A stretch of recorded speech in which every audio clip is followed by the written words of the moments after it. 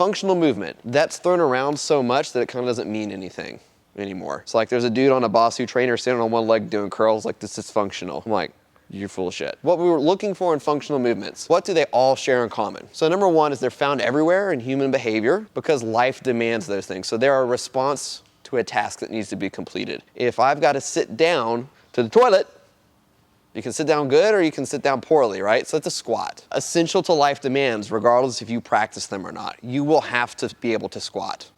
You will have to be able to pick things up off of the ground. One of our guys came in and he picked up a stump out of his yard and he like kind of tossed it over his fence. He was like the most proud person you've ever seen. Never worked out, did it all by himself and didn't need help. Since they're essential to life demands, everyone's gonna have to learn how to do them. What do you think I'm gonna have grandma do? Tricep extensions or learn to press? I have my mom practice squatting because I don't want mom in a nursing home. I want mom independent and be able to stave off decrepitude. That's why we focus so much on a lot of these movements is let's prioritize functional ones first. Large loads, long distance, short time. Super simple example. All right, so my body weight, 180, and a calf raise. All right, I went up 1 inch. Squats, 180, 2.5 feet. Maybe 2, I'm not that tall. If I take that load, 180, the distance, we're gonna say 2 feet. Okay, so that's gonna be 360 work units. And it takes me 1 second to do that.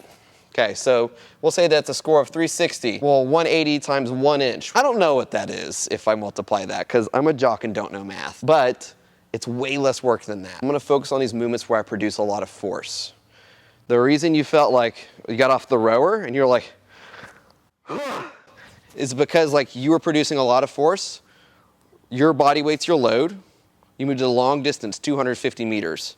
And if it took you 2 minutes to do it, a lot easier than doing it in 1 minute. That's where intensity comes from, is force application. So load, distance, time. If we're gonna prioritize movements in the gym and you can only pick one to do for the rest of your life, would you practice squats or would you practice calf raises? Squats, right? Okay, I've done my job today.